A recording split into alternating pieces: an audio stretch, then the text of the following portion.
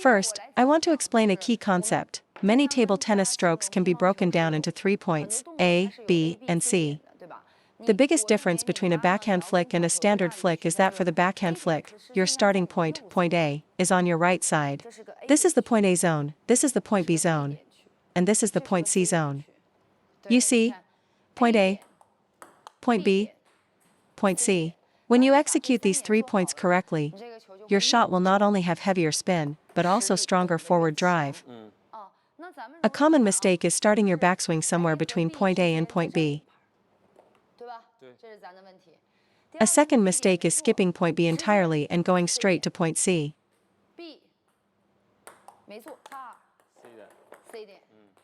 With that technique, you simply can't lift heavy backspin. You might get away with pushing a sidespin topspin ball over the net. But you can't flick a heavy sidespin backspin ball, meaning you can only handle one type of spin. So, to successfully flick a very spinny ball, your point A must start at your right hip. It can even be outside your right hip. But to avoid missing the ball, just position it at your hip to start. With point A at your hip, the motion from A to B is all about friction. I know many of you struggle to brush the ball properly. Look, this part of the motion is where you create friction. See? This segment is for brushing the ball. In this A to B phase, you have to grip the ball on your rubber. The first key to gripping the ball is this: can you serve a bit shorter? When it's too long, I have to step back. The first key is that upon contact, your elbow must be stable and extended. Your wrist and forearm are what pivot. Keep the elbow stable. Watch, stable elbow, then contact. If your elbow is unstable and moves, your stroke will become a push or a lift. The backhand flick fundamentally requires friction first. The flick part implies you are brushing the ball. You can flick almost any short or half-long ball, whether it's sidespin topspin, sidespin backspin, or pure backspin. Therefore, the motion from point A to point B is the critical phase for gripping the ball. The B to C phase is simpler. For a spinny ball, I'll have a longer A to B phase to grip it more. If the ball has less spin, I can just whip through it. Against low spin, my A to B motion might be 30% of the effort, with 70% going into acceleration. Against a spinnier ball, I'll use 70% of my effort from A to B to hold the ball, and only 30% for acceleration. This way, I can adjust to any ball. A to B is for brushing, B to C is for acceleration. You must adjust this ratio based on the incoming ball to execute properly. Some players serve with more sidespin topspin, while others serve with more sidespin backspin. For a heavy sidespin backspin ball like this, you definitely can't use a standard flick. Look how much spin is on that ball. But as long as I grip it properly, I can still flick it right back. If I execute this part of the stroke correctly, I can always lift the ball. This is why you see professional players using this flick constantly when receiving serve in doubles. It makes serving against them impossible. Serve long, they loop you; serve short, they flick you. In doubles, since the receiver is set and the serve must go into this zone, it's easy for them to flick cross-court or down the line. Imagine this: you serve, and I flick the ball to this wide angle. Before you can even recover, the ball is already on you. That's why having a good backhand flick is a huge advantage in doubles.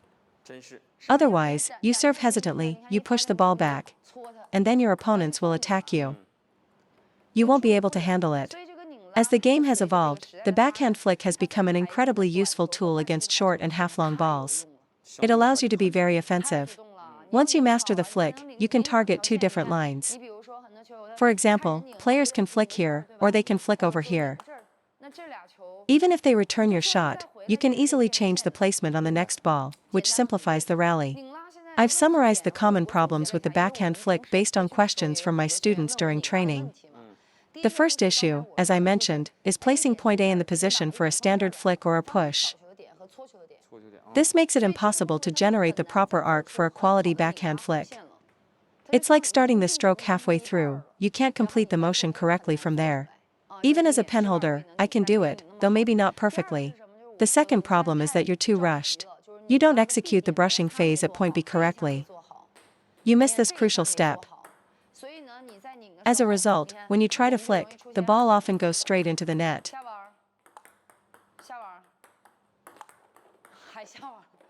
You can only flick no-spin balls, and even then, the shot lacks quality. So, from now on, focus on preparing fully at point A, brushing the ball correctly at point B, and then whipping through at point C to complete a perfect backhand flick.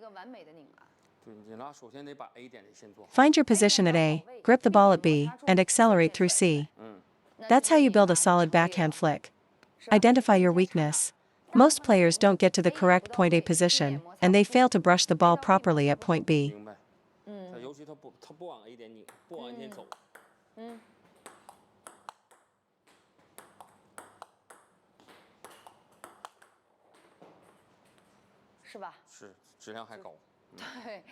A low, short serve like that is actually the hardest to flick. However, if you can master the A to B brushing motion, you can flick any ball. You can flick a hook serve or any other serve. Serve me a hook serve. See, many players struggle to return a hook serve, right? If you push it, the quality is low. If you try a standard flick, they often serve it to the forehand side, and a player like him will step around and loop it. For this type of ball, regardless of the spin, prepare well and just flick along with its natural rotation.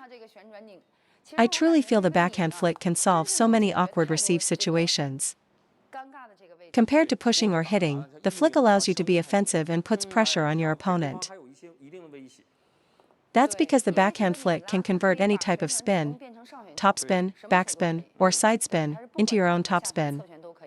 So against a hook serve or a reverse serve, which has right side spin, your flick motion naturally goes with the spin.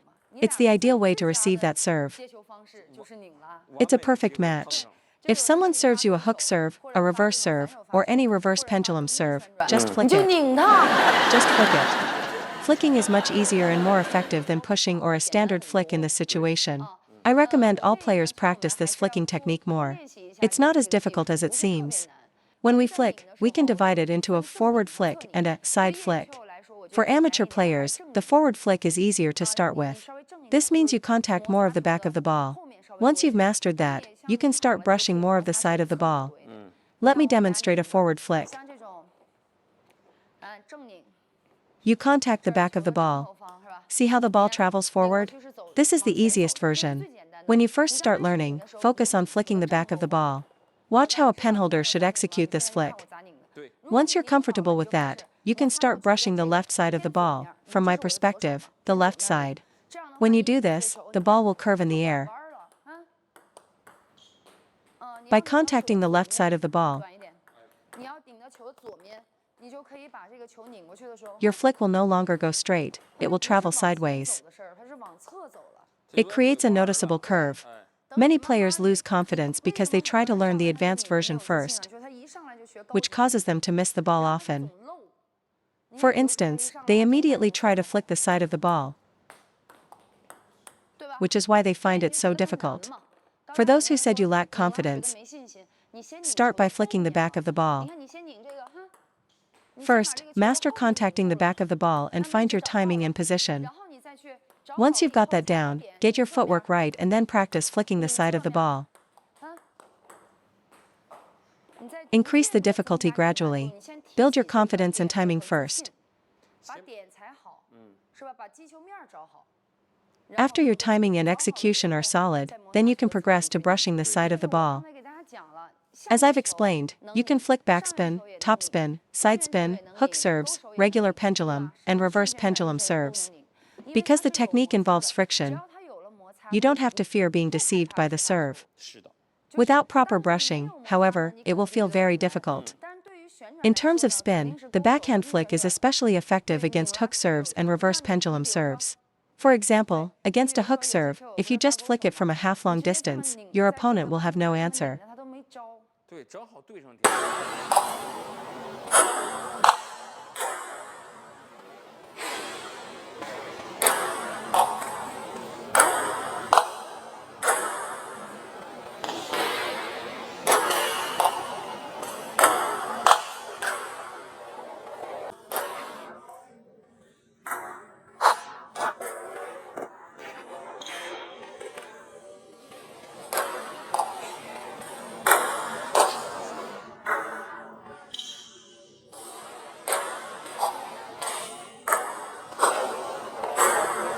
Join as a member to get early access to new videos and unlock exclusive members-only videos and shorts. Thank you for supporting the channel's growth.